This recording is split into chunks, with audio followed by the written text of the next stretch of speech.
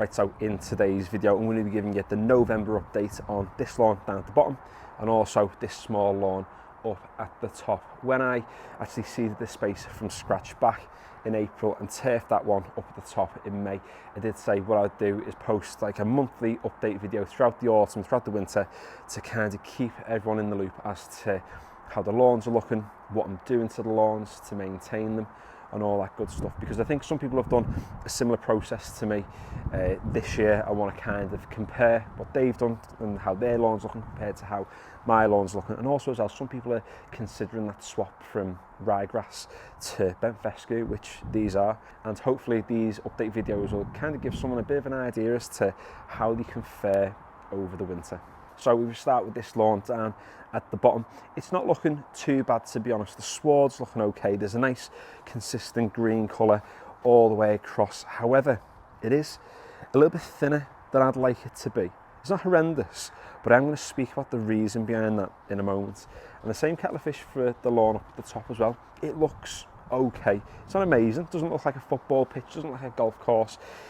It's got a few patches here and there where I've squished some of the worm casts, but for this time of year it's looking fine. And if anyone thinks this looks absolutely horrendous, I urge you to go and check out a video that I posted last October where what I tried to do was I tried to overseed this in October, and heads up, it was a terrible idea and it didn't work. But you know, we live and learn. We can only learn some things by giving them a go and seeing how they kind of work in our spaces. But the space last October looked absolutely horrendous. This looks better now than the previous species of grass did, sort of back end of maybe like September time last year. So that's definitely a win in my book so far. So I want to give this lawn a cut. So what I'm going to do is, I've been brushing the lawn every few days just to get the dew off, but I'm going to go against the grain this time, kind of to raise the plants up a little bit before I get on with the mow, because it is lying a little bit flat. I mean, some of them are sticking up, and this is kind of the key thing I want to chat about in today's video. It's going to be a talky one, so get prepared. And that's the lessons you kind of learn from doing things with lawn care. I get quite a lot of comments on this channel, lots of very positive and nice one for those people who do. Lots of people give some decent advice as well, and you know, equally nice one for posting those things. But I do get some people who are quite negative and kind of hate it in a way on what I'm doing to my lawns and to my garden. Let's just get one thing clear, it's from, you know, before we even start, I am not a lawn care fella. I mean, I've got this YouTube channel, but it's called Novice Gardener. I am a novice at all of this. My day job has got nothing to do with lawn care. I am quite literally learning on the go, and it's the people watching these videos who have helped me, you know, with that kind of learning process as to what to do and what's going to be best for the lawn. Best way to learn something is by making mistakes, is by getting it wrong, and trust me, I have got things wrong. We have to try things to see if they work. We can all sit on Google and give it a read and get a book about lawn care to tell us the right way of doing things, but actually your lawn's gonna, or your lawn care program is going to entirely depend on the type of lawn that you have.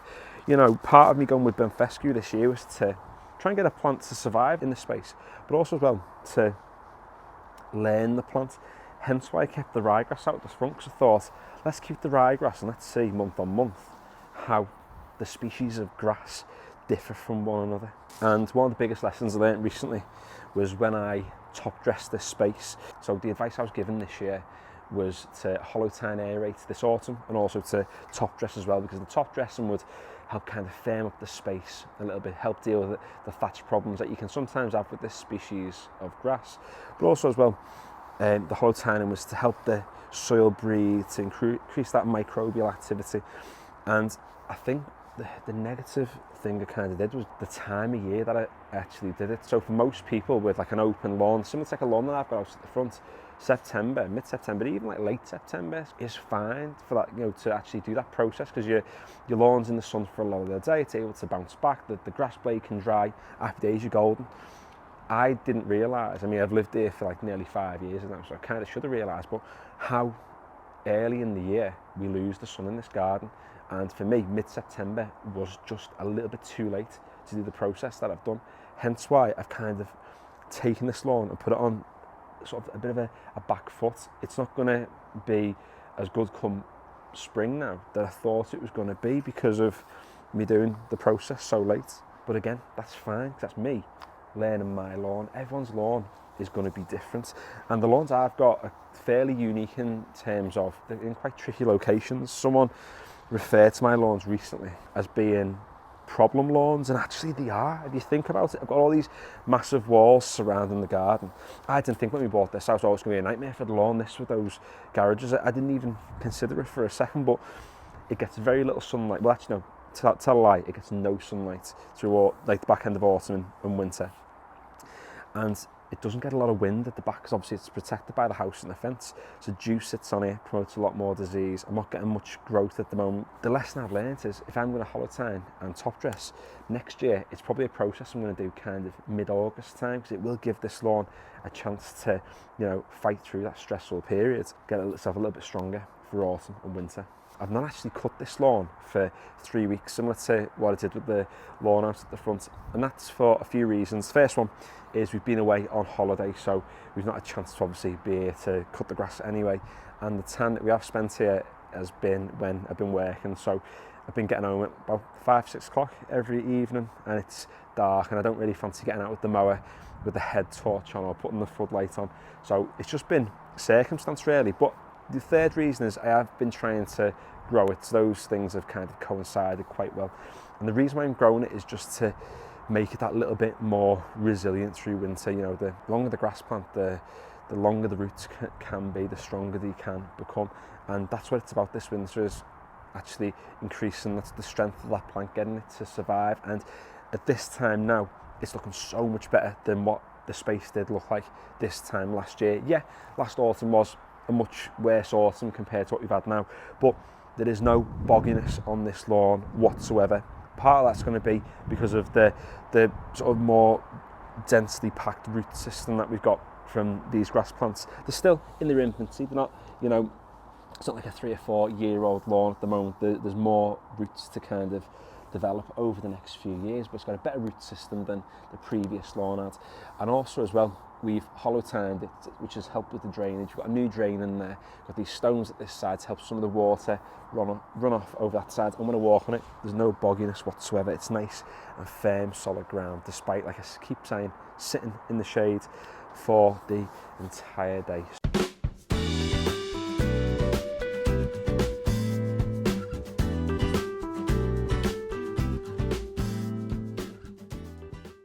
So I know that's not a lot of grass plant that I've taken off, but actually the pieces are quite substantial. And if you compare this to when I cut the front lawn in the previous video on this channel, this is almost full from a space around about half the size of this, maybe just a little bit less. So it's a tiny amount of grass, but again, it's just about promoting a little bit of that vertical growth.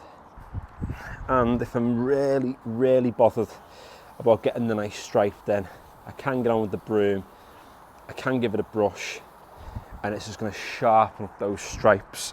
If you just want it to look a little bit nicer, let's say you've got people coming around and you don't want your garden to look like, you know, it's been trampled upon by a load of elephants, then it's purely for aesthetic purposes.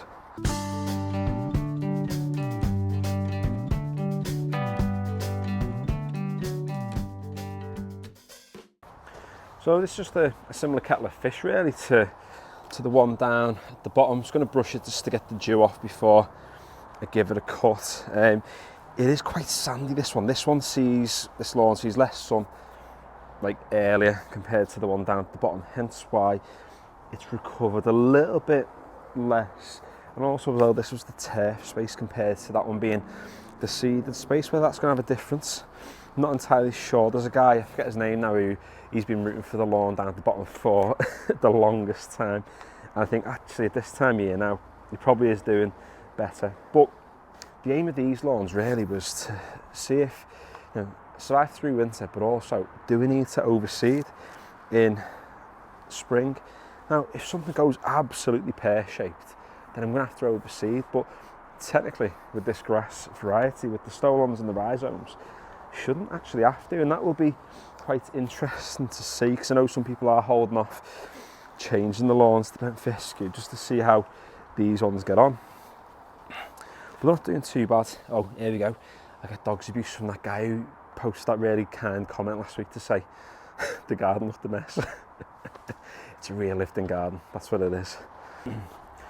So you can see with this space, it has struggled a little bit more.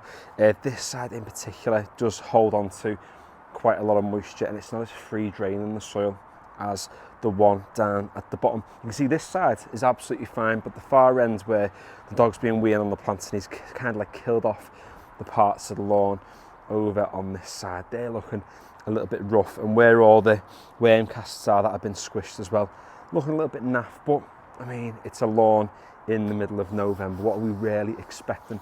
Doesn't look as good as the one at the front because, like I said, the wind isn't drying the dew off as much. It's getting no sun compared to the one at the front, getting loads of sun, and it certainly doesn't look as good as this one down at the bottom does at the moment.